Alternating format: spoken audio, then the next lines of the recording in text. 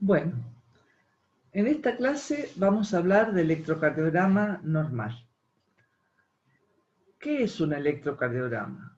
Registra variaciones de potencial eléctrico producidas en la superficie del corazón durante los fenómenos de despolarización y repolarización. El electrocardiograma es descubierto o, digamos, inventado allá hace muchos años por el señor Einthoven, el cual me acompaña una foto en la filmina, en la diapositiva, y observamos en el borde izquierdo un equipo de electrocardiografía actual, donde se puede trabajar con mucha precisión. ¿Qué registra el electrocardiograma? Actividad eléctrica cardíaca. Produce variaciones de potencial en el medio que lo rodea y esa energía potencial eléctrica la es registrada a través de electrodos colocados como cargas de prueba en el campo eléctrico generado por el avance de los frentes despolarizantes sobre las zonas de reposo. Cada electrodo que yo coloco en nuestra superficie corporal es como una carga de prueba que va a estar sujeto al campo eléctrico generado por el avance de la despolarización en la superficie cardíaca. Esa señal eléctrica generada por los electrodos es llevada por los cables a un amplificador que está conectado a un galvanómetro, es decir, un oscilógrafo cuya función va a ser dibujar el registro a través de movimientos de una aguja inscriptora que imprimirá las variaciones de potencial en un papel milimetrado. Esto sencillamente se reduce hoy a un electrocardiógrafo como el de acá. Yo elegí un modelo, el MAC 800 de General Electric, que tiene sistemas de información MUSE y CardioSoft. Hay un programa donde va optimizando el flujo de trabajo del electrocardiograma y permite la revisión y análisis a distancia de los datos de los pacientes. ¿Qué es lo que tenemos acá? Nosotros tenemos acá en esta diapositiva un papel milimetrado con ondas dibujadas que muestran el desarrollo de un electrocardiograma. Este dibujo, esta diapositiva, corresponde a una representación, a una derivación. ¿Por qué? Porque el electrocardiograma se registra en una tira larga de papel milimetrado y para que ustedes puedan analizar, nosotros en esa tira larga vamos a ir registrando la despolarización y la repolarización tanto de las aurículas como de los ventrículos. Son los que producen las ondas o deflexiones separadas por intervalos y segmentos que nosotros podemos observar en esta figura.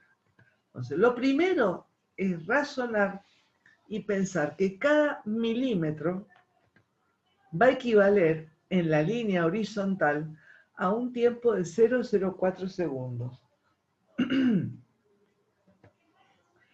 Cada milímetro vertical va a equivaler a 0,1 milivoltios.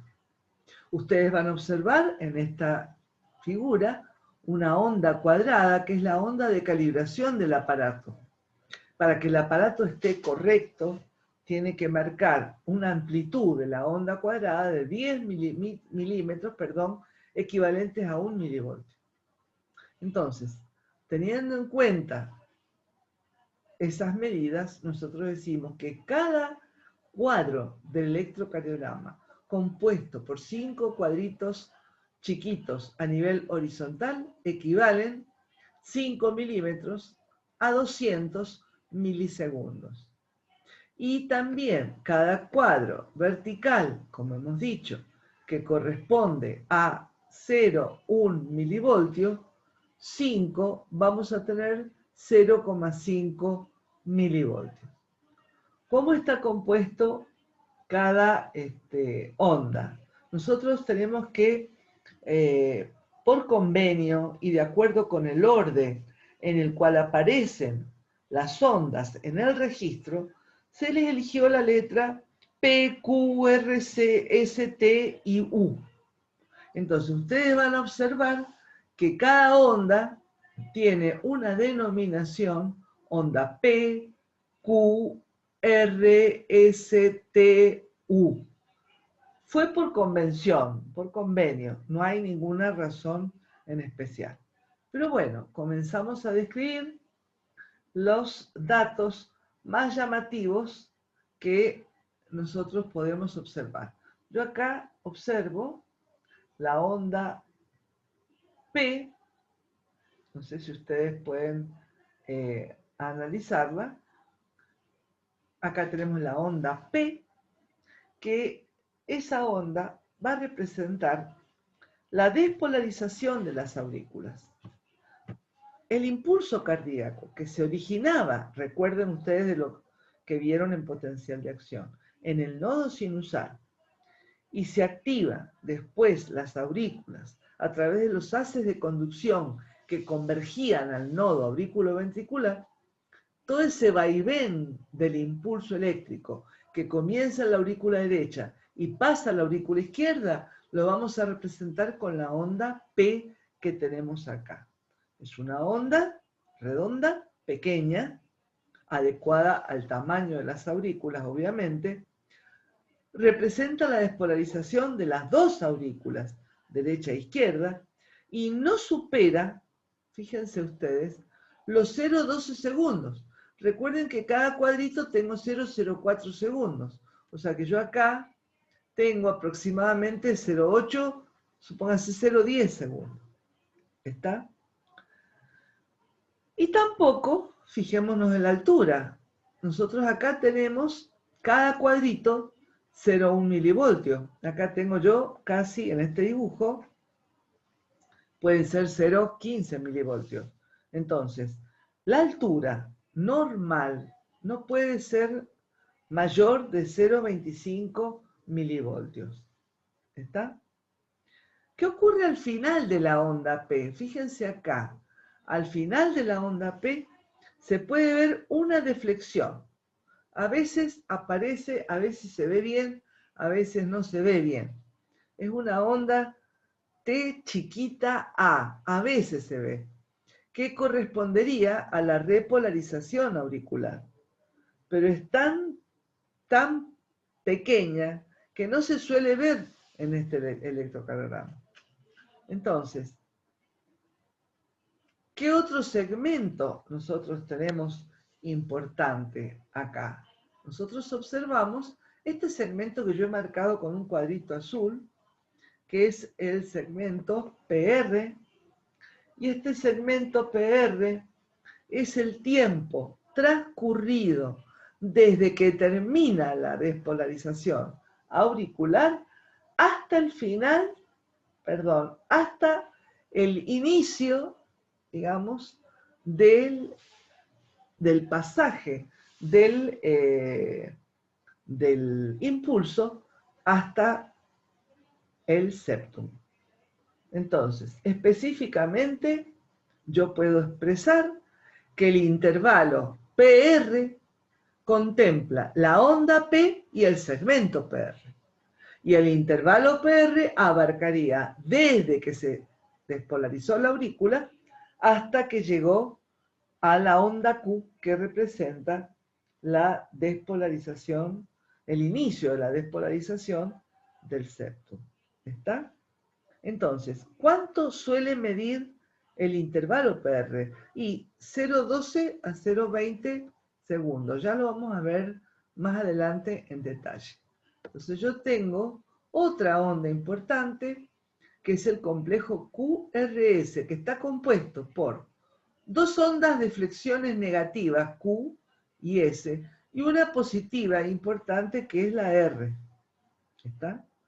¿Qué representa el segmento PR o el intervalo PR? Como yo recién les dije, el intervalo PR representaba el viaje del impulso desde la aurícula hacia el haz de Higgs, para comenzar la despolarización del septum. ¿Está? Entonces, representa ese intervalo, ese segmento específicamente, la conducción a través del nodo auriculoventricular. ¿Está? Tenemos tres ondas en el complejo QRS. Una onda Q, que es la primera onda negativa, la onda Q, que es la primera onda negativa, antes de la primera onda positiva. Y una onda R, que es toda positiva, y una onda S, que es negativa después de una onda positiva. Las letras mayúsculas en electrocardiografía indican ondas importantes de gran tamaño, mientras que las letras minúsculas representan ondas más pequeñas, ¿está? De menor tamaño. Acá hay una cosa que es importante. Este punto, acá no está escrito, pero recuerden, este punto que yo estoy marcando acá se llama punto J. El punto J es un punto que indica la terminación del complejo QRS, es decir, la terminación de la despolarización del ventrículo en forma completa. ¿Está? Repito, QRS marca la despolarización ventricular en forma completa. Luego tenemos comienzo a segmento ST y la onda T. Estos dos conforman el intervalo ST. Es el inicio de la repolarización ventricular. Muchos dicen, en algunos textos, se refieren a la repolarización solo la onda T. Ojo con eso. La repolarización comienza en el punto J. El segmento ST se inicia en el punto J y finaliza en el comienzo de la onda T. Este segmento ST es muy importante clínicamente, porque tiene que ser así. Normalmente tendría que ser plano, isoeléctrico. Pero ¿qué ocurre? En las derivaciones precordiales puede tener variaciones de menos 0,5 milímetros a más 2 milímetros. En otras palabras, puede estar un poquito deprimido o un poquito elevado en las otras derivaciones. Pero normalmente tiene que ser así. El segmento ST es la fase lenta de la repolarización.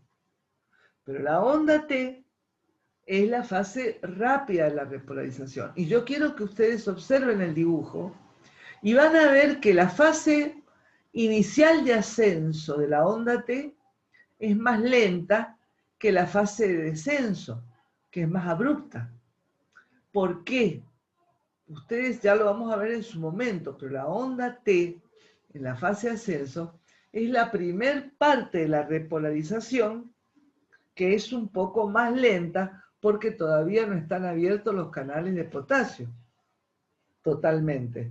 Entonces, la fase T, de repolarización, en la onda T, la última parte es más abrupta porque ahí tenemos ya todos los canales de potasio actuando.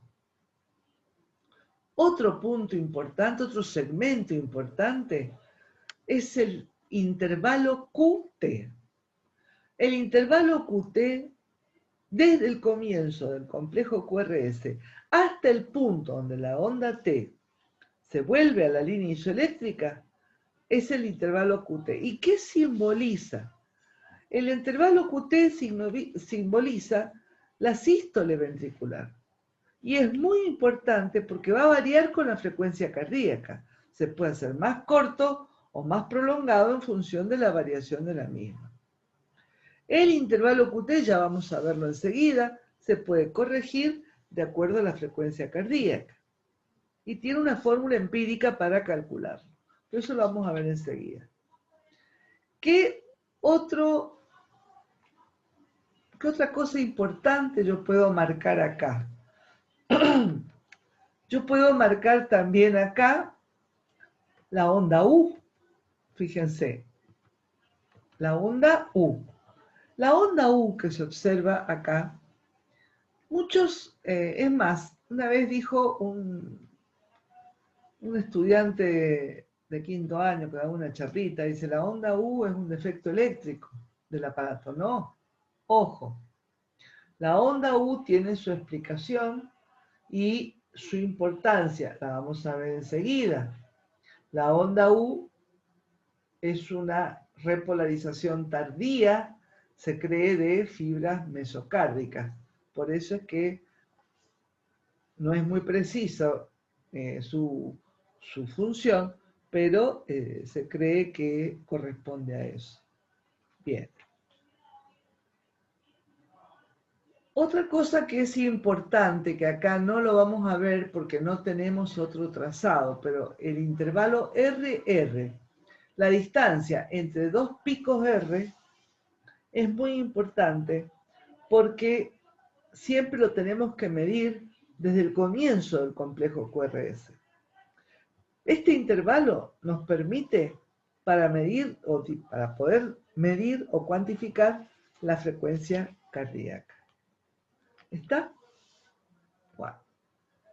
Como ustedes ya han visto potencial de acción, yo quiero que ustedes correlacionen en esta filmina qué representa relacionado al potencial de acción cada trazado del registro. Entonces, yo acá tengo en esta filmina el registro electrocardiográfico, onda P, QRS, intervalo PR, segmento ST, onda T, línea isoeléctrica, vuelve otra onda P. Si yo esto lo analizara con el diagrama del potencial de acción, yo tendría lo siguiente. Esta fase, desde la onda P hasta el intervalo, fin del intervalo PR, en esta fase, fíjense que yo estoy todavía terminando de llenar el ventrículo que se estaba llenando previamente por el vaciado de las aurículas. Entonces yo digo que la fase de la onda P y el intervalo PR coincidiría con la fase 4 del potencial de acción. Fase 4 del potencial de acción. ¿Está? Tengo que recordar que después de la despolarización auricular, todo ese impulso se tiene que transmitir al nodo auriculoventricular para poder comenzar o transmitir el impulso hacia el haz de His y por ende hacia el ventrículo. En ese punto nosotros tenemos la fase 0. Acá yo quiero que presten atención a la onda Q, porque la onda Q se produce durante la fase 0 del potencial de acción. En esa franja marcada de la fase 1 y el inicio de la fase 2 se produce la despolarización completa del ventrículo. Yo tengo desde la onda Q, RS, coincidencia con la fase 0 y la fase 1. Tengo que tener en cuenta, y por eso quiero que ustedes miren bien esta diapositiva, porque cuando nosotros termina la despolarización del ventrículo, ya están habilitados en este potencial apertura de canales de potasio que dan comienzo, recuerden, a la repolarización transitoria. Entonces, esta repolarización que comenzaría acá en el segmento ST, se ve un poco frenada por la fase 2 o la fase de meseta, porque es en esta fase donde ingresa el calcio para la contracción. Entonces, en muchos dibujos aparece esto como recta, pero es una meseta con cierta pendiente. Entonces nosotros tenemos esta fase que desde el punto de vista del potencial de acción es la fase de meseta, ingreso de calcio, pero al mismo tiempo da un inicio en el segundo tercio de esta fase de apertura de canales de potasio ultra rápidos, recuerden ustedes, donde comenzaba o continuaba la repolarización. Por eso se dice que el segmento ST isoeléctrico es o representa la fase lenta de la repolarización. Repito, ST comienza la repolarización, pero es la fase lenta. ¿Por qué es lenta? Porque el ingreso de calcio la va frenando un poquito. ¿Qué ocurre cuando se alcanza el tercio medio de la fase 2? Y acá van a ver ustedes que comienzan a abrirse, por acá, los canales, como les dije, ultra rápidos de potasio, y hay que recordar que a ese potencial todavía seguían abiertos los canales de calcio, que se están cerrando, por lo cual, aún más, estos canales ultra rápidos van a lograr van a tener una repolarización un poco lenta, hasta que se alcance el potencial para poder abrir los canales de potasio en la fase 3 y ahí la repolarización toma velocidad. ¿Con qué coincide esa fase 3 rápida repolarización? Con la onda T. Tengan presente esto, por favor. Con la onda T. Entonces, cuando ya tenemos un avance máximo de la repolarización, donde ya tenemos canales de potasio abiertos, tenemos la onda T lisa y llana que nos muestra la repolarización ventricular rápida. Ahora, en este dibujo hay algo que a mí no me gusta, que la onda T la hacen bien redondeada. La onda T tiene un formato más empinado al final y más atenuado la pendiente al inicio de la repolarización rápida, por la razón que estábamos comentando de esa lentitud inicial. La fase 4 va a coincidir con la línea isoeléctrica, el nivel entre, digamos, que separa el inicio de un ciclo y otro. Durante la fase 4, tengan presente que el ventrículo ya está repolarizado y que está listo para recibir la sangre por cebado de la aurícula, hasta que viene la onda P y da la última patadita auricular. Esto lo vamos a volver a ver en mecánica en corazón como bomba, porque tienen que relacionar. Mientras tanto, el potencial de acción se prepara para disparar otro potencial de acción. Esta onda T que yo hago un hincapié, en realidad sería así. ST, fase lenta, y miren la onda T, un poco más lenta la pendiente de ascenso y un poco más empinada el descenso. ¿Está? Esto es así por los canales de potasio iniciales que hacen que sea un poquito más lenta la repolarización por la apertura del calcio. Bien, ¿qué hacemos nosotros?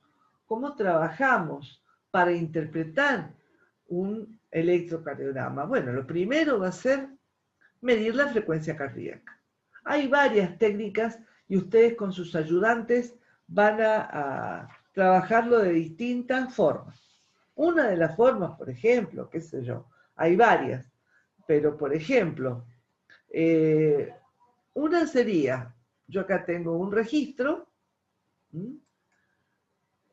cuento el número de ondas R que tengo en 150 milímetros de papel, son 15 centímetros, y esos 15 centímetros son 6 segundos. Entonces, yo acá tengo 1, 2, 3, 4, 5, 6, 7, 8. Yo acá tengo 150 milímetros de papel, o sea, 6 segundos. Y tengo 8 ondas R. ¿Qué hago? Lo multiplico por 10. ¿Está? Y cuento, lo multiplico por 10 y trabajo. Entonces, ¿qué tengo? Yo tengo acá una frecuencia de 80 latidos por minuto. ¿Por qué? Porque yo tenía 6 segundos con 30 cuadritos.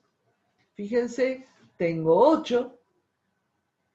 Se supone que tengo 8 latidos en 6 segundos. En 60 segundos voy a tener 80 latidos.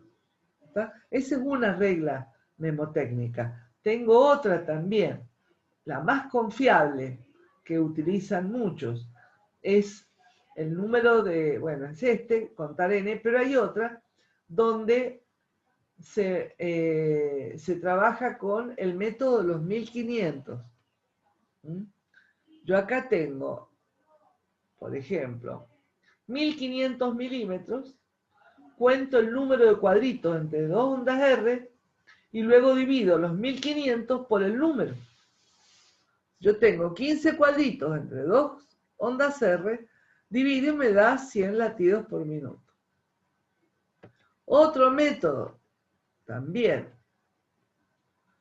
Yo acá tengo un registro donde tengo complicación, porque en este registro tengo arritmia, es muy difícil medir la frecuencia. Entonces, cuando hay una patología de ritmo, como por ejemplo una fibrilación auricular, ¿qué se hace? Se usa generalmente el primero, porque es muy difícil que yo identifique cuadritos, es muy complicado. Entonces, ¿qué hago? Yo cuento 30 cuadrados grandes, 6 segundos, y luego analizo en 150 milímetros cuántos voy a tener. En este caso, en fibrilación, acá por ejemplo, yo tendría 6 segundos, los multiplico por 10 y puedo obtener la frecuencia. Entonces, yo acá, en este caso, en esta filmina, tengo 11 complejos. 11 complejos contados, no sé si ustedes los pueden contar, hay arritmia, pero acá tengo 1, 2, 3, 4, 5, 6, 7, 8, 9, 10, 11, bueno, tengo 12, 13, 14, 15, 30 cuadritos, tengo tantos complejos. De acuerdo a eso, yo lo multiplico por 10 y voy a tener los latidos por minuto. ¿Está? ¿Cuál es el rango normal fisiológico? En la fisiología, nosotros consideramos un rango normal de 60 a 90 latidos por minuto. Y de 90 a 100 consideramos palpitación. Pero la clínica cardiológica considera rango normal de 60 a 100 por minuto. ¿Está? Esto no quiere decir que ustedes puedan andar por la vida con 100 latidos por minuto porque está el corazón trabajando con mayor gasto cardíaco. Hay que ver qué pasa, pero dentro de ese rango nos podemos mover tranquilos. Otra cosa importante es, de acuerdo a lo que hemos visto, nosotros podemos tener, por ejemplo, una frecuencia cardíaca como esta, donde yo tengo entre dos picos R, tengo 18 milímetros por 0,04 segundos, yo tengo 0,72 segundos. Si yo relaciono los 60 segundos con los 0,72 segundos, me va a dar a mí una frecuencia cardíaca de 83 latidos por minuto. Miren lo que pasa. Si yo entre picos R tengo 15 milímetros, y llego a tener latidos de 100, 100 latidos por minuto, ¿está? Puedo tener 7 milímetros entre latidos y puedo llegar a tener una frecuencia cardíaca mayor, Yo quiero que ustedes observen qué notan de diferente entre un cuadro y otro. Yo cuando tengo con 83 latidos por minuto, mi ventrículo despolariza y repolariza completo, acá termina la repolarización, se llena normalmente, patada auricular y vuelve a iniciar el ciclo. Cuando yo el ventrículo lo exijo y acorto la distancia entre los picos R, el ventrículo se va a repolarizar y va a llenarse más rápidamente. Si vamos al tercer cuadrito, donde nosotros acá tenemos, fíjense la onda T y la P, acá yo tengo la P y acá tengo la T. En este caso, está latiendo muy rápido, 215 latidos por minuto. ¿Qué es lo que se acorta? Se acorta el llenado del ventrículo. Se afecta la diástole. Por lo tanto, cuando hay taquicardia, se altera el llenado ventricular, por ende se va a alterar la eyección.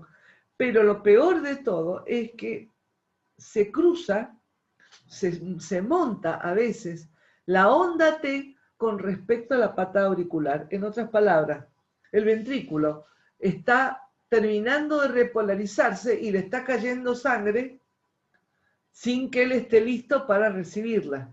Y ahí nomás la aurícula contrae. Esto es un problema bastante importante porque esto puede generar arritmias ventriculares que son bastante peligrosas. ¿Está?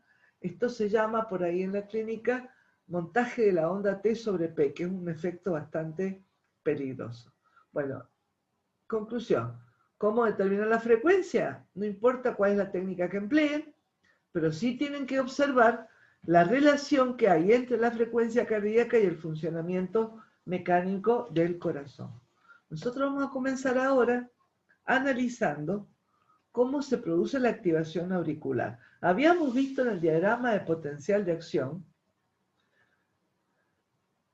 cómo se conecta eléctricamente la aurícula, el nodo sinoauricular, con el nodo auriculoventricular. Y habíamos visto que el impulso se desplazaba a través de haces internodales en toda la aurícula derecha y en toda la aurícula izquierda.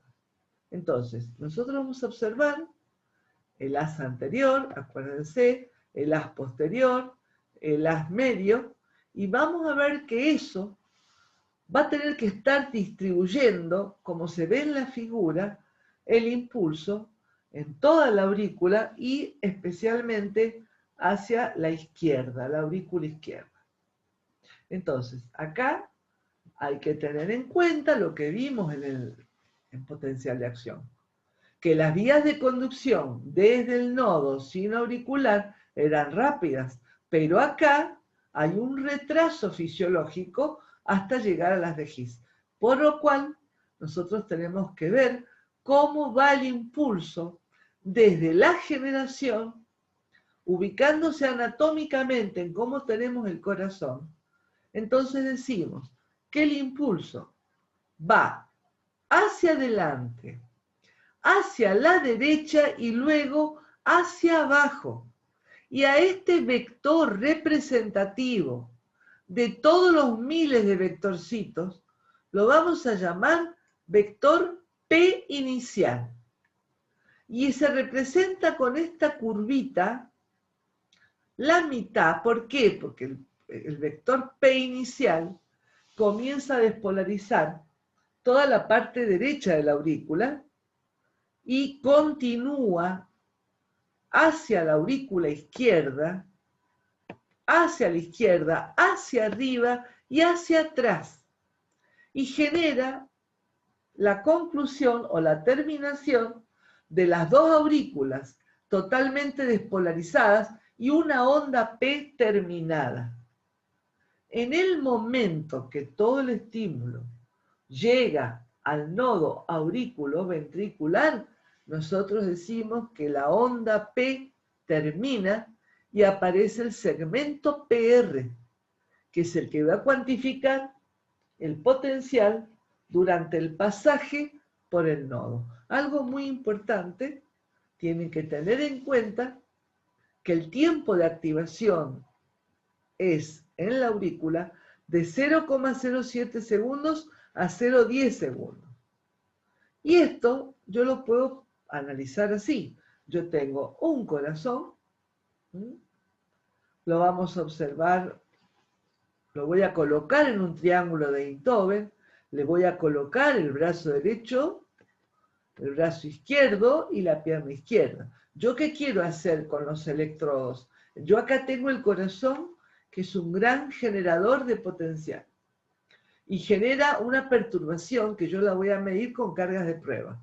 Las cargas de prueba son los electrodos. Los electrodos van a experimentar el potencial y me van a permitir registrarlo. Entonces yo tengo este electrodo del brazo derecho, está mirándolo al corazón, digamos, mirando la aurícula derecha. Este brazo izquierdo lo está mirando más que nada por la pared del ventrículo izquierdo. Y la pierna izquierda está mirando el corazón en su pared inferior. Ahora, ¿cómo trabaja el aparato? El aparato, con sus electrodos, va a mirar o va a registrar el vector eléctrico, el potencial eléctrico generado por esa superficie que yo he marcado ahí. Y entonces, fíjense el sentido de los vectores representativos de la despolarización, van a ir de izquierda a derecha de la pantalla. Por lo tanto, ese electrodo le va a ver la cola. En otras palabras, le va a ver la cola, ¿por qué? Porque el aparato va a registrar un potencial negativo. Y eso lo va a dibujar el aparato con una onda o deflexión negativa. En realidad, recuerden que acá hay miles, esto yo he puesto un vector representativo, pero hay cientos de vectorcitos que son negativos que van a ir siendo de menor a mayor mientras estén bajo el ojo observador del electrodo. Entonces, la onda P, ¿cómo es en el brazo izquierdo? Negativa. Pero ¿cómo ve el brazo izquierdo? El brazo derecho, perdón. El brazo izquierdo, ¿cómo ve el mismo vector? La misma superficie.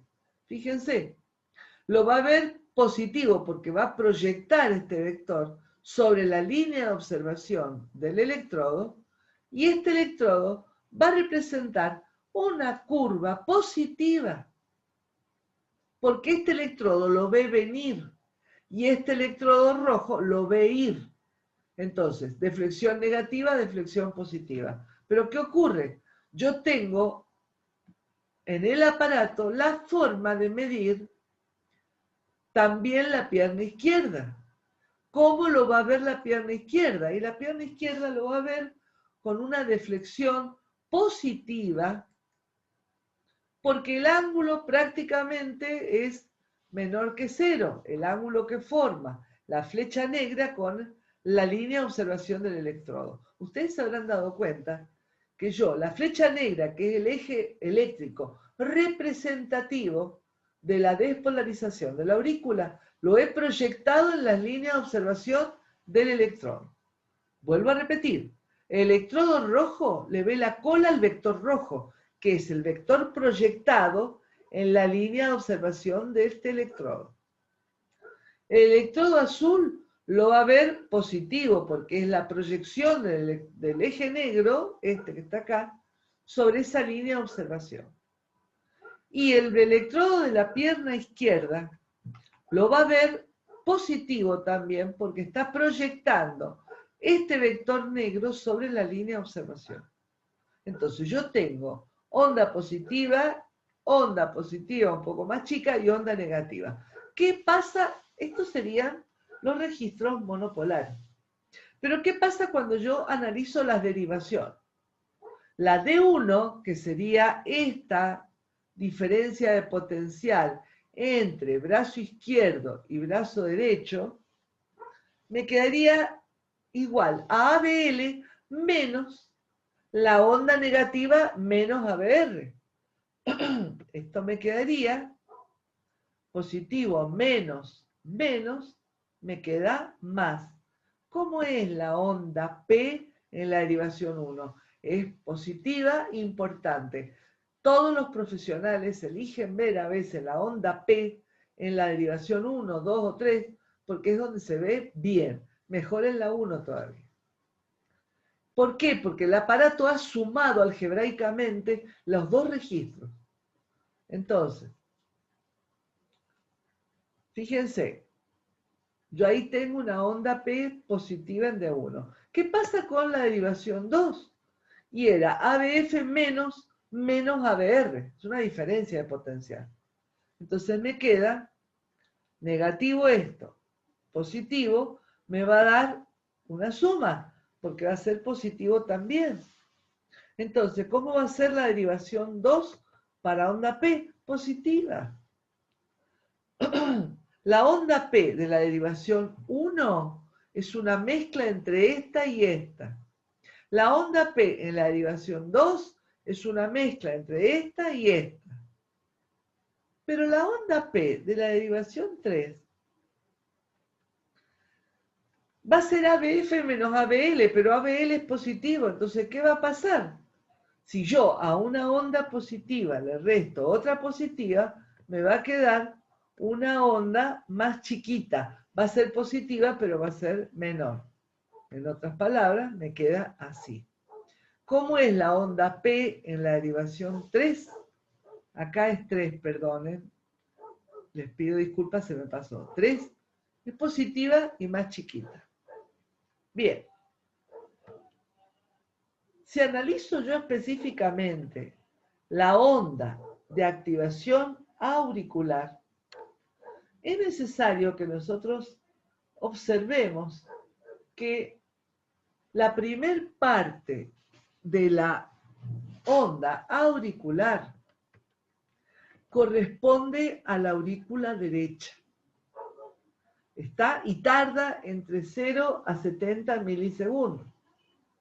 ¿Está? La parte media corresponde al pasaje de la derecha hacia la izquierda. Fin de la derecha, inicio de la izquierda. Y la última parte sería la terminación de la despolarización de la aurícula izquierda. Como ustedes se darán cuenta, cualquier problema que yo tengo en la aurícula derecha se va a ver reflejado acá, en esta parte. Si yo tengo un problema en la aurícula izquierda, se va a ver reflejada en esta parte. Y si tengo problemas en la aurícula en general, voy a tener deformación de la onda en general. ¿Está? ¿Qué condiciones debe tener la onda P? Y acá traten de familiarizarse con los valores. La onda P redondeada, no mayor de 0,25 milivoltios y no más largo el tiempo de 0,10 segundos. ¿Está? Hay que recordar que la onda P siempre es positiva, salvo en ABR, que es negativa, y en B1, que es isodifásica. ¿Está? Recuerden, la onda P normal tiene que ser positiva, salvo en ABR y en B1, que en ABR es negativa, y en B1 es isodifásica. ¿Está? Bien. Hay que tener en cuenta, en el material complementario, yo les he aclarado el por qué pasa esto. Todo depende del observador del electrodo, cómo registra el potencial cuando la aurícula es muy chiquita y lo estamos analizando en el plano horizontal. Hay una cosa importante, que esto es un dato colorativo, que les va a servir para el año que viene, no ahora. Esto es normal. Fíjense, chiquita, redondita, no mayor de 0,10 segundos, no más alta que 0,25 milivoltios. Ahora, esto es normal. Ahí tengo la onda P. Este es un trazado normal. Pero puedo tener esto yo. Puedo tener una aurícula derecha hipertrofiada, agrandada. Miren el formato de la onda P. Por favor.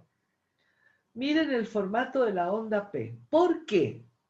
Si la aurícula se hipertrofia, se agranda, la onda P va a ser casi bifásica, porque va a haber una aurícula que se va a estirar un poco más. Entonces, el aparato va a registrar un estímulo eléctrico un poco más alto y va a ser una onda, fíjense, no tan redondeada, más picuda.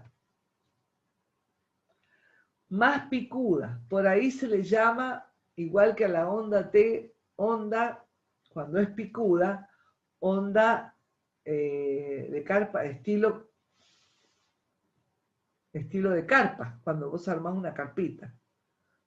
Entonces, esta onda inicial, si hay hipertrofia de la derecha, va a ser alta, positiva y picuda. ¿Está? ¿Cómo se vería el registro? Observen ahí. Miren el tamaño de la onda P, alta, picuda, cuando hay una aurícula derecha hipertrofiada. Vamos a la... Es un dato colorativo para que ustedes vean la importancia de la onda P. Vamos a la hipertrofia auricular izquierda. Yo ahora tengo la onda P dominando la aurícula izquierda. Ahora, ¿dónde tenemos el corazón posicionado y dónde está el electrodo que mira la onda P? Entonces nosotros vamos a ver que este electrodo lo va a estar viendo, con un P inicial más importante, está un P inicial más importante, y en la derivación 1 tendremos una onda P picuda, pero desplazada hacia la derecha de la figura. Es decir, la parte de la onda P relacionada con la despolarización de la aurícula izquierda estará más importante. Entonces, fíjense ustedes que si el electrodo está acá, va a verle la parte negativa a este vector, por eso vamos a tener este formato de onda. Esto, la onda P final, va a ser alta, negativa, picuda y mayor de 0,25 milivoltios. Eso, por supuesto, es patológico. Esto se vería así. Quiero que presten atención. Ahí tengo la onda P. Observen, de este tipo, con esa pancita hacia abajo. Bien. ¿Qué se entendía por lo que explicamos nosotros en potencial de acción cuando hablábamos del retraso fisiológico que se produce cuando se pasa por el nodo sinoauricular?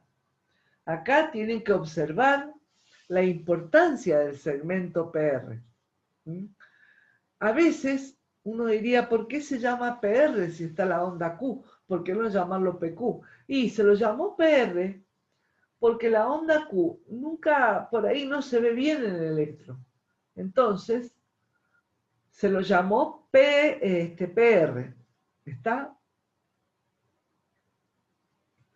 Fíjense, yo tengo intervalo PR entre 0,12 a 0,20 segundos, aproximadamente. Valor normal, 0,16. ¿Está? ¿Cómo nos puede afectar esto? Y yo, por ejemplo, acá tengo el segmento, perfecto. Bien. ¿Cómo me puede afectar? ¿Qué pasa si yo tengo esto? Acá tenemos, ahí tengo la onda P, Acá tengo el segmento PR y el intervalo PR. ¿Qué pasa acá? Yo tengo 4 cuadritos por 0,04, 0,16 segundos. Entonces yo diría una conducción normal. Pero ¿qué ocurre? Yo puedo tener esto. Entonces yo tengo 6,2 cuadritos por 0,04. Tengo una conducción prolongada, lenta. Yo tengo que ver ahí qué pasa. Puede ser que el nodo aurículo-ventricular esté fallando, que no pase a las de His. Entonces se dice que son trastornos de la conducción o bloqueo. ¿Está? Bien. Vamos al ventrículo. En el ventrículo, acuérdense que tenemos 2 cámaras conectadas entre sí, la cámara derecha y la cámara izquierda, separadas por el septum. Acuérdense que el nodo aurículo-ventricular se entrelazaba con el haz de His prácticamente continuaba con la rama derecha y hay unas ramas izquierdas que van perpendicular que se cruzan y se dividen en 2. Entonces, nosotros vamos a tener el siguiente comportamiento. La despolarización de los ventrículos no se da en forma simultánea, sino que comienza en el septum, pasa por el tabique, se va al ventrículo derecho y al ventrículo izquierdo. Pero lo que pasa es que el ventrículo izquierdo es dominante, es mucho más importante que el derecho. Por lo tanto, nosotros tenemos que definir cierta cantidad de vectores representativos por las distintas zonas por las cuales se propaga el estímulo. Comenzamos con un vector 1, este que se ve acá, que sería el resultante de los vectorcitos despolarizantes del septum. Entonces, el primer vector nosotros lo llamamos vector septal y va a ir de izquierda a derecha, de abajo hacia arriba. Va a tomar todo el septo del septum y va a ir despolarizando en esa dirección. Entonces, el primer vector inicial va de izquierda a derecha, de abajo hacia arriba y algo hacia adelante. Luego tenemos una pared anterolateral del ventrículo derecho y vamos a saber que en esa pared se propaga hacia la pared ventricular. Al mismo tiempo, tenemos un segundo vector, que es el vector de pared libre, que es el vector representativo del esfuerzo, digamos, de la propagación del estímulo en el ventrículo izquierdo. Entonces, ese vector de pared libre es el más importante, se dirige hacia abajo, ligeramente hacia la izquierda y va algo hacia atrás. Así, en algunos libros sale al revés, pero anatómicamente así y funcionalmente sería correcto. Bien, ojo, en el castellano dice que va hacia adelante. Esto no puede ser porque la despolarización del ventrículo izquierdo va hacia atrás. El ventrículo izquierdo está hacia atrás. El tercer vector, que se conoce como vector verde que se ve ahí, como paraseptal, va desde la derecha hacia arriba y hacia adelante. Ojo, en el castellano dice que va hacia atrás. Bien, esto que se ve acá es una animación de un modelo realizado por la Universidad de Shanghái, donde se confirma cómo comienza la despolarización y cómo se propaga. Esto me permite observar que el estímulo comienza en el septum, se propaga por todo el septum, desde endocardio hacia epicardio, y luego va hacia la parte paraseptal. cuando nosotros hablemos de un electrocardiograma normal, tenemos que tener en cuenta que hablamos en realidad del ventrículo izquierdo. ¿El ventrículo derecho existe? Sí, el ventrículo derecho existe, pero el espesor de pared es menos importante, por lo cual el izquierdo es el que toma el comando energéticamente hablando, ¿no? Entonces, cuando hablemos de un electrocardiograma normal, ignoraremos los posibles vectores que se originan en la pared del ventrículo derecho. Son pequeños, pero algunos que otros se generan. Bien. Vamos a trabajar o estudiar o analizar específicamente en este sector del complejo QRS. Acá tenemos todas las ondas y segmentos y el QRS central. ¿Cuánto dura? Y máximo 0,10 segundos. Mínimo 0,06. Acá el rango, perdonen, esto chicos es 0,10 segundos. Se me ha pasado, 0,10 segundos. El valor normal 0,08, pero va entre 0,06 y 0,10. La primer parte, fíjense, si se puede ver la onda Q, la primer parte de la despolarización abarcaría la despolarización del septum. ¿Está? ¿Cómo es la onda Q normal? Tiene que ser negativa y pequeña. ¿En dónde? Y en BL, en BF, en D1, D2 y D3. ¿Y dónde es positiva? En R, en ABR, B1, B2, B3 y B4. ¿Está? Una vez que termina con el septum, se dirige hacia la pared libre, como está acá en la foto. Hacia la pared libre. Y ahí tenemos el desarrollo de la onda R. ¿Cómo sigue esto? Continúa propagándose hasta llegar a cumplir el ciclo. Entonces tenemos el punto J. Perfecto. ¿Qué hacemos ahora? Una vez que hemos terminado de despolarizar, comienza la repolarización. La repolarización permitirá que el corazón recupere, energéticamente hablando, su status quo. ¿Está? Si la onda prácticamente fuera negativa, sería patológica y ya no la llamaríamos QRS, sino llamaríamos QS. ¿Está? ¿Cuáles son las anomalías más fáciles para que... Esto es dato colorativo porque ustedes lo van a ver el año que viene. Una anomalía del QRS muy válida, por ejemplo, es la que les tengo acá. Yo acá tengo normal 0,06 a 0,10 segundos. Por favor, corrijan esto. 0,10 segundos. Entonces yo puedo tener esto y esto otro. Yo puedo tener, fíjense por favor la diferencia.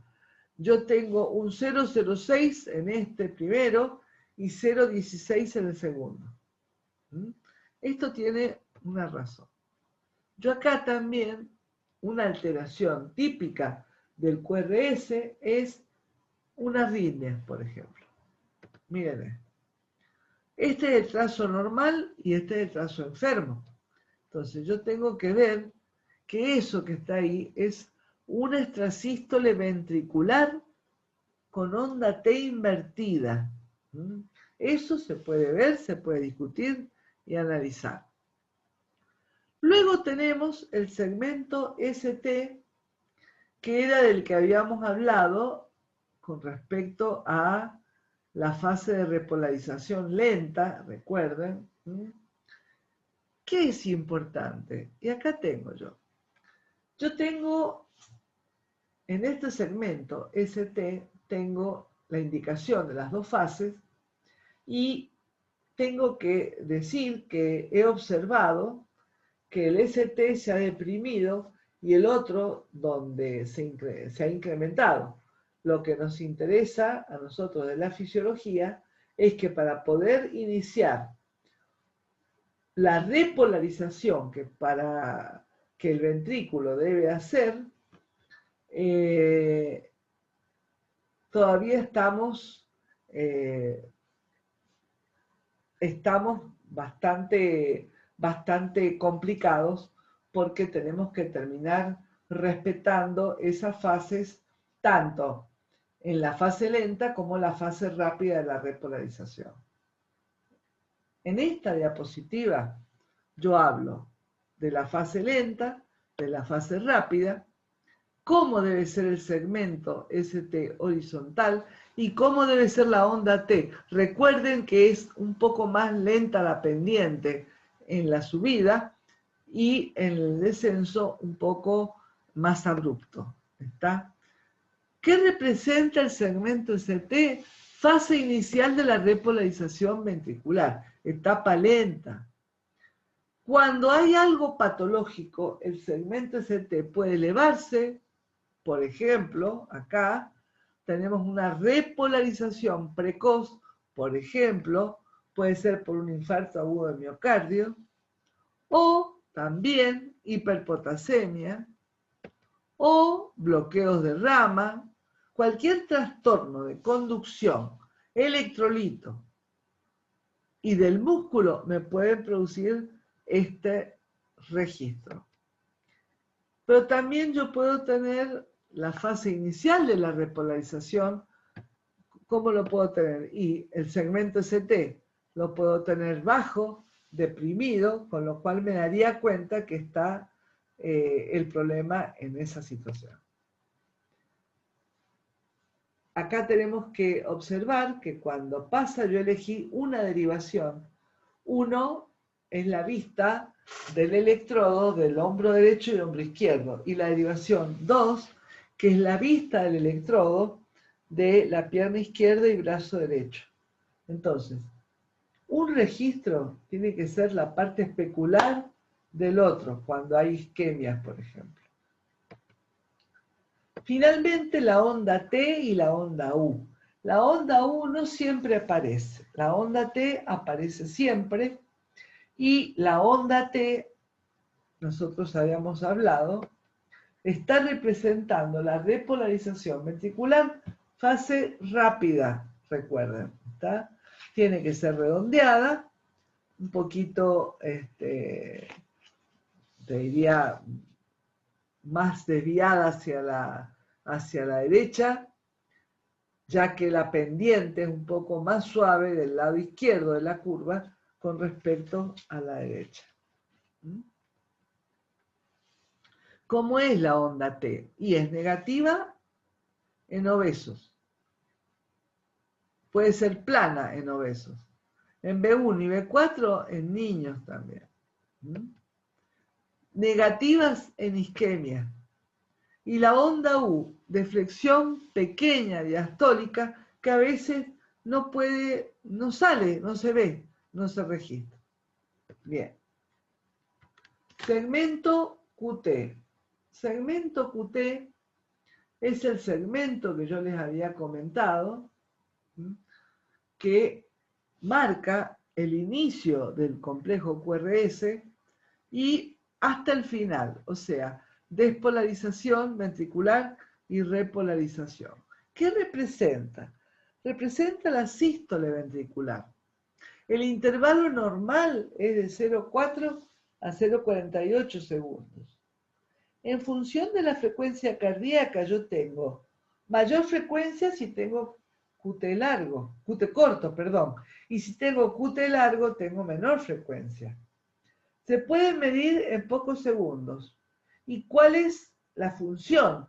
Es un indicador principal de trastornos precoces en la repolarización.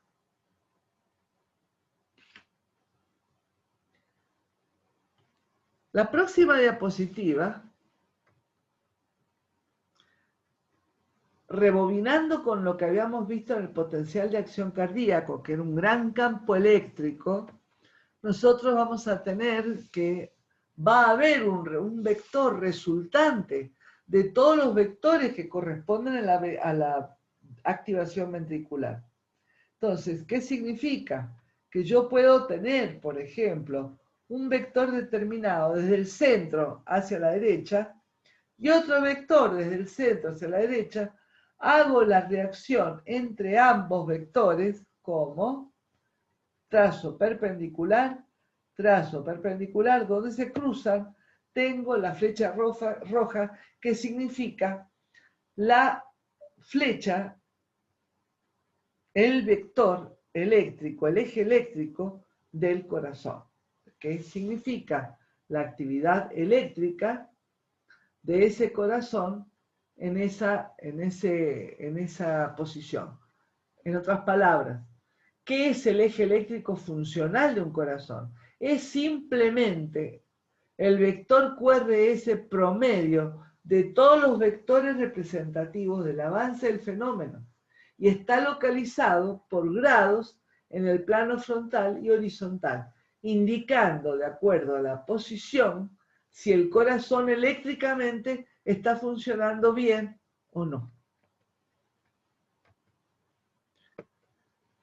¿Cómo registramos nosotros la actividad? ¿Se acuerdan que vimos en la otra clase? Como si yo cortara el tórax con un plano y lo miro hacia arriba. ¿Y qué voy a ver? Voy a ver las 4 cámaras.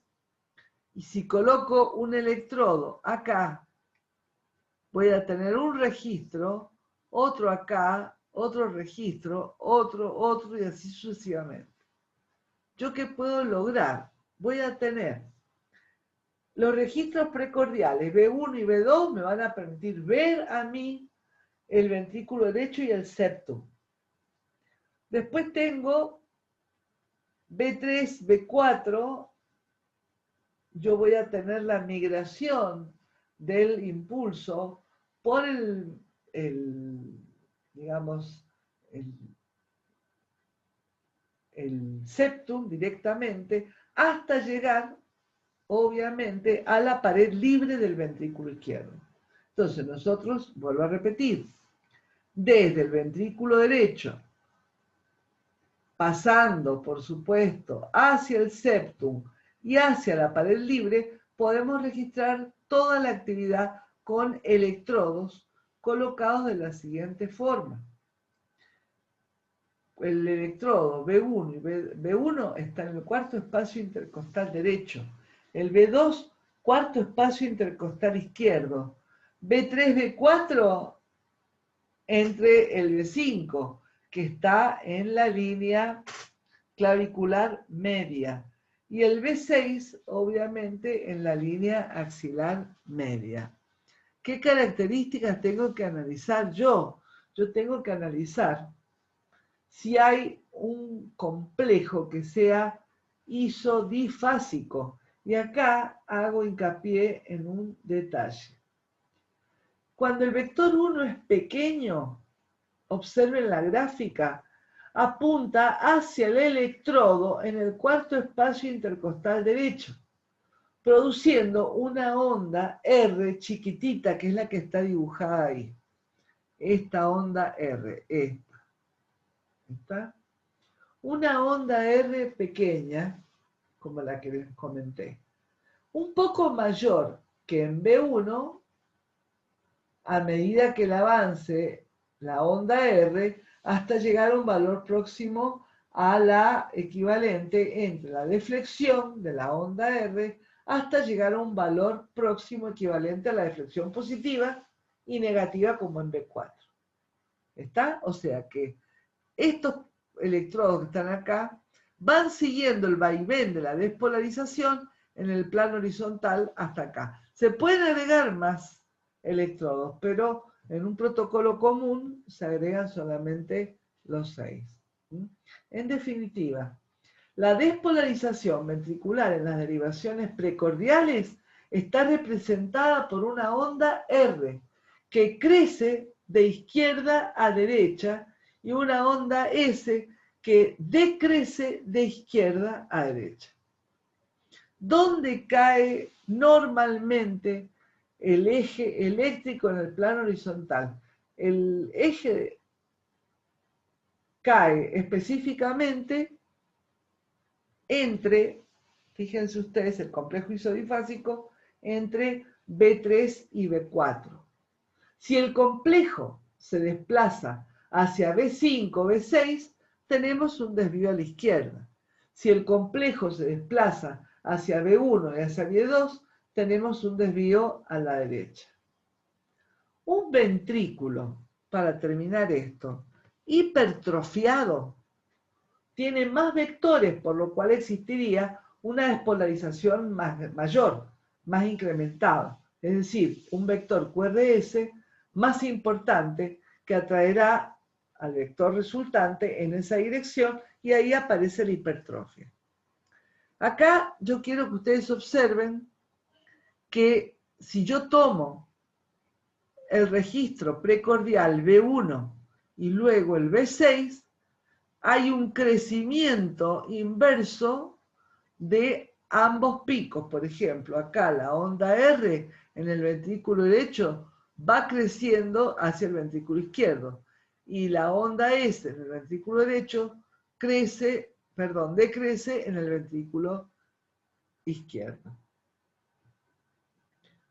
Vamos a pasar ahora a cómo se analiza el corazón electrocardiográficamente. Yo lo puedo ver proyectado al eje eléctrico en un plano, por ejemplo. Yo ahí tengo el eje eléctrico representativo, lo veo en un espejo proyectado y lo voy a tener así. En otras palabras, en el plano frontal, el eje eléctrico va dirigido hacia la izquierda y hacia abajo. Pero si yo proyecto todo mi corazón en un plano horizontal, voy a tener otros vectores con los que conjugo. Entonces, ¿cómo se determinan los rangos de normalidad? Cuando se trabaja con el sistema hexaxial de Bailey, se va a describir una representación del eje eléctrico en un sector determinado que puede caer, por ejemplo, si cae en el sector verde, yo tengo un rango normal, por ejemplo, de menos 30 a 90 grados. O sea que cuando me cae por acá el eje eléctrico estoy bien. La zona amarilla es una zona peligrosa de desvío a la izquierda. Si el eje eléctrico cae en la zona amarilla, estamos mal. La zona celeste desvío a la derecha. Entonces, ¿yo qué voy a hacer? Si el eje eléctrico rojo, ese que yo veo ahí, es igual a este azul, estamos bien, está orientado en una zona normal. Pero ¿qué pasa si yo hago esto? Fíjense, yo proyecto en un plano horizontal el corazón. Entonces voy a proyectar los ejes y miren lo que va a pasar.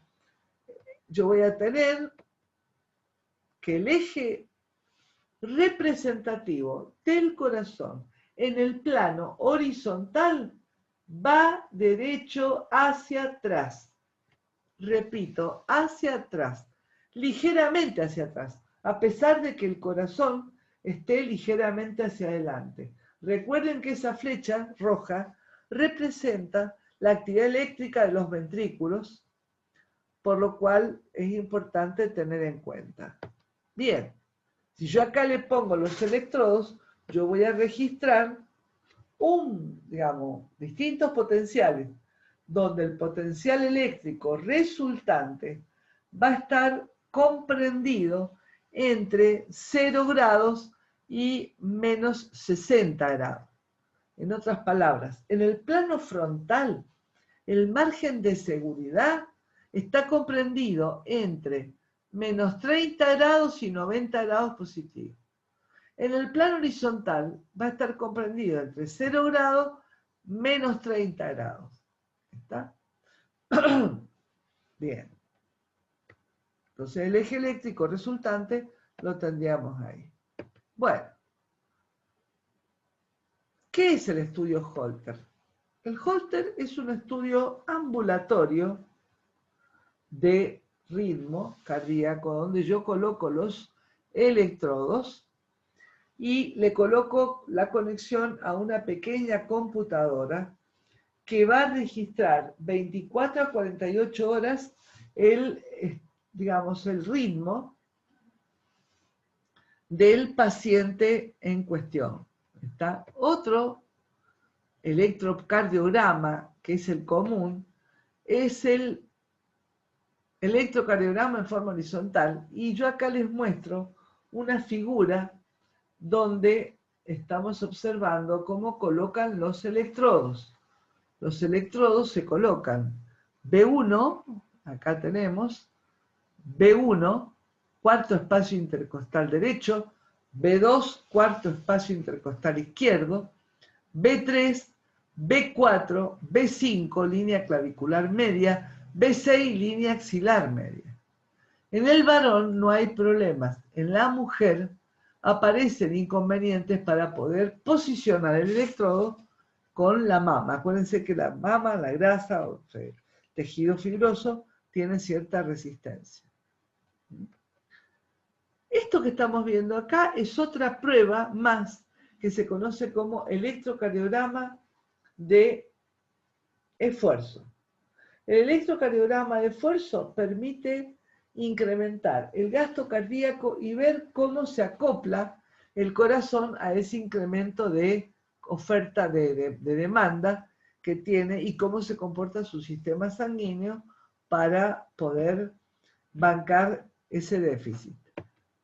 Acá tenemos otra prueba que se llama de función cardiopulmonar, es para ver, en función de la presión de oxígeno, cómo trabajan nuestros dos sistemas, ¿no?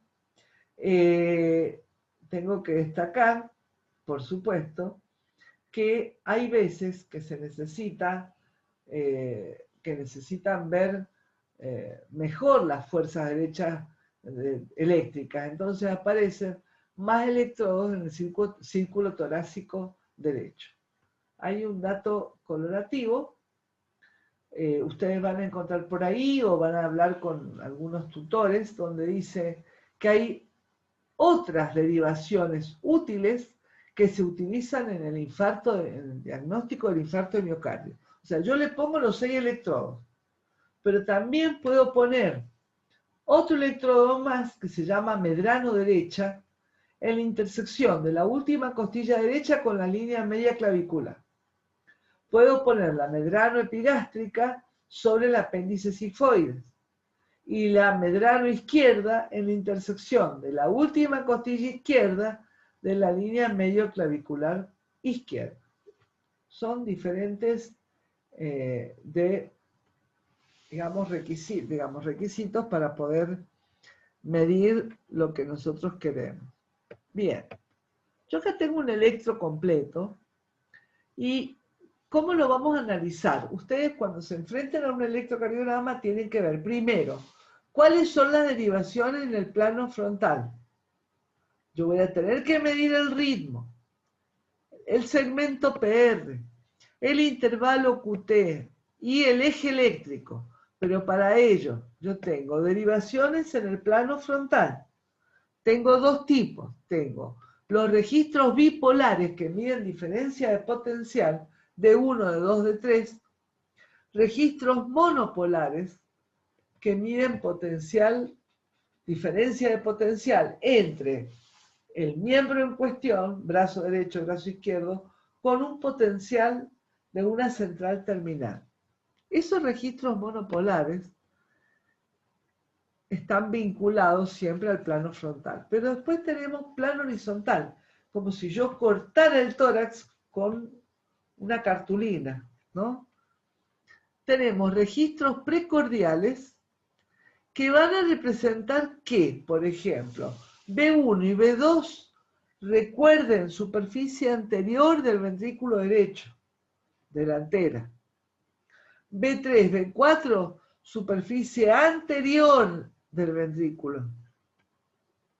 B5 y B6, superficie lateral. ¿Cuánta frecuencia tiene este electro? Y yo cuento y me da a mí aproximadamente 75 latidos por minuto. ¿Por qué? Porque yo entre pico R y pico R yo tengo 0,75. Yo lo aproximé ahí son 0,75. Entonces, lo resuelvo y me queda 75 latidos por minuto. Ahora, ¿qué tengo que fijarme yo una vez que determiné la frecuencia, determiné el ritmo, etcétera? Tengo que fijarme, elijo dos derivaciones y digo, ¿está en ritmo sinusal? Veo, no está. Pero te cuento, yo tengo 21 cuadritos entre pico R y pico R. 0,04 segundos por 21 me da 0,84. Entonces tengo aproximadamente 71 latidos por minuto. La onda P en este caso es normal, 0,25 milivoltios. Después tengo una onda T positiva, correcto, está bien. ¿Tengo complejos QRS? Sí. QRS, ¿cuánto mide? 0,08 segundos y 1,5 milivoltios. Después tengo el intervalo PR. 3 cuadritos, 0,04 segundos, por 4 son 0,12 segundos, normal, inferior. Tengo también que calcular el eje eléctrico. Entonces, ¿qué hice? ¿Cómo lo voy a hacer? Y esto está en el material del doctor Sarabí. Yo tengo una derivación y yo mido eso negrito, ese piquito, me da 0,1 milivoltios. Mido el segundo piquito, 0,2 milivoltios. Y el más grande, 0,9 milivoltios. ¿Cuánto vale la derivación 1? 0,9 milivoltios más menos 0,3 milivoltios. En otras palabras, 0,6 milivoltios. Entonces, ¿yo qué hago? Represento la primera derivación. ¿Qué hago ahora? Calculo el otro, ABF. Entonces, ABF tiene menos 0,4 y 1,1. ABF me da a mí más 0,7 milivoltios. Lo represento. ¿Y ahora qué hago? Trazo la paralela, la perpendicular al eje en cuestión, donde se cruzan, tengo el eje cardíaco. ¿Está? Tengo otra, por ejemplo, mido.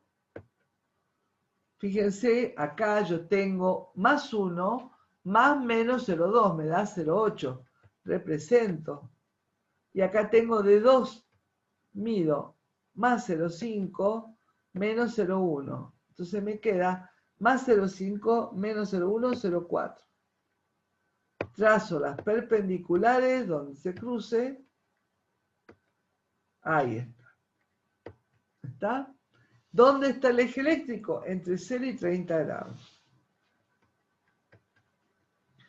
Esto ya lo vimos, pero es para hacer un cierre de lo que representa el electrón.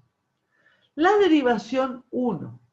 La derivación, el registro monopolar ABL, B5, B6, me permiten ver a mí cosas eléctricas de la parte derecha, septum y ventrículo derecho.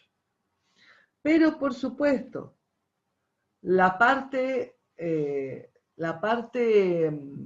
que está en rosa acá, ABR, también permite ver algo de la parte derecha. Luego tenemos, fíjense, la cara lateral, la pared lateral, lo verde, fíjense.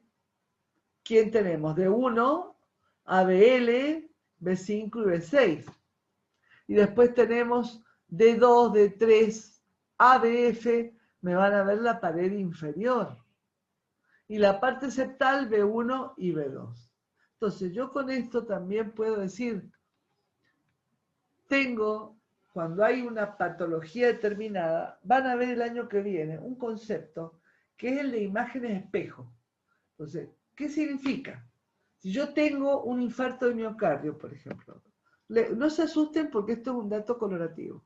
Yo tengo una derivación 1 acá, que va a ser, si la superpongo, exactamente especular a la derivación 2. La derivación 1 me ve la parte lateral, la derivación 2 la parte de abajo. O sea, la derivación 2 va a ver la información que pase 1 pero invertida. Por eso se llama como un espejo. Entonces, de 1 ve cara lateral alta y un infradesnivel del ST. De 2 ve cara inferior y un supradesnivel de ST. Las dos se superponen provocando un espejo. De 1 es espejo de 2. Ustedes el año que viene van a ver esto mucho más claro para completar. Pero, ¿por qué lo pongo como ejemplo acá? Porque ustedes tienen que aprender a analizar qué ve cada registro electrocardiográfico, qué parte del corazón está viendo y cómo se complementan entre sí cuando hay alguna patología. ¿Está? Bien. Entonces, nosotros ahora, con esto, hemos terminado y yo les he puesto en el material complementario una